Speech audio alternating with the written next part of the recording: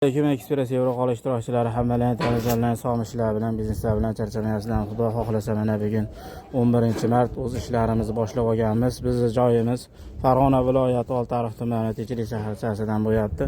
Bu yer o'zimizning seximiz, o'zimizning joyimiz, lakasalarigacha aytib o'tdik.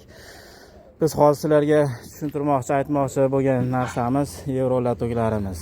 Bundan oldingi videolarimizni ham qo'yib boryapmiz. Hattoki Yevro latoklarimizni yashirish jarayoni va bu qayergadir borib o'rnatib quyilish jarayoni. Bu yerda mana o'zimizga Yevro latoklarimizni ochilish holati bilan yopilish holati turibdi. Bu yerda mana qolganlari yasalyapti.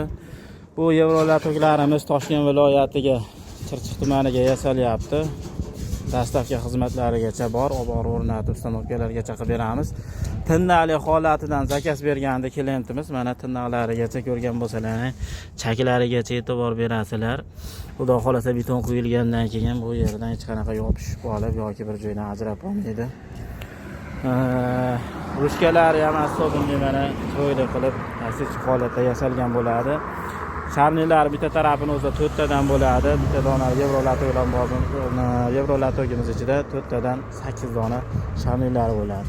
Buni yopilish holati osongina mana shunday ko'tariladi va yopilaveradi. Razmeriga keladigan bo'lsa, sizlar aytgan Yevro latoklarimizni aytgan razmerlarini chiroyli qilib yasab beramiz. Bunimiz bu holat 25, pastiga 30. Ya'ni 25 ga 30 latok hisoblanadi. Sizlarga misol 35 ga 40 ga kerakmi, 50 ga 25 kerakmi? Aytgan turlarini chiroyli qilib yasab berilaveradi. Bu haligi xo'jalik bob latok hisoblanadi. Bemalol ochib, yeb olib borib o'rnatsalaring bo'laveradigan narsa.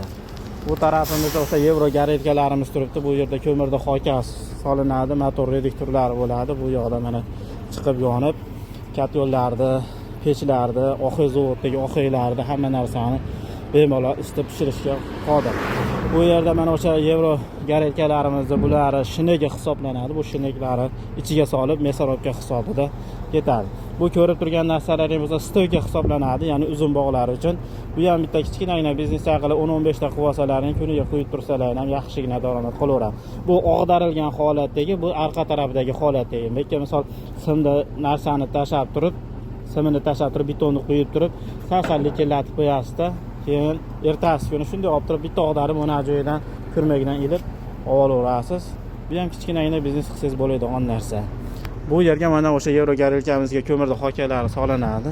Bu yerlarda mana motor reduktorlari o'rnab chiqiladi. Sizlarga ham mana shunaqa ishlab chiqarish uchun, bizneslar uchun mana shunaqa ustanovlar, apparatlar kerak bo'lsa, ekranda ko'rinib turgan nomerlarga aloqaga chiqarasizlar.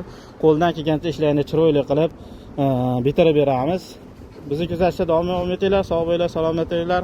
Hali yangilari oldinda.